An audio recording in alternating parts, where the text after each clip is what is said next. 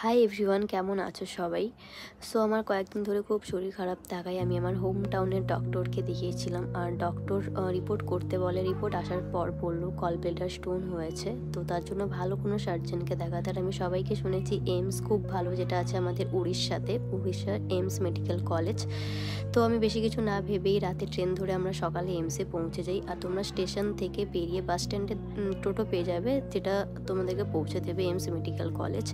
আর ওখানে সকাল 6টার সময় গেট খুলে দেয়। গেট খুলেই তোমাদের প্রথমে ডিজিটাল আভা বলে আছে, যেখানে তোমাদের একটা টিকিট করতে হবে। আর তোমাদের ওখানে অনেক ডিপার্টমেন্ট পেয়ে যাবে, নিউরোলজি, হেমাটোলজি, এয়ার, নোজ। এবার তোমাদের যেটাতে দরকার সেখানেই তোমরা দেখাতে পারবে, বাট ওখানে একটু লাইন দিতে হয়।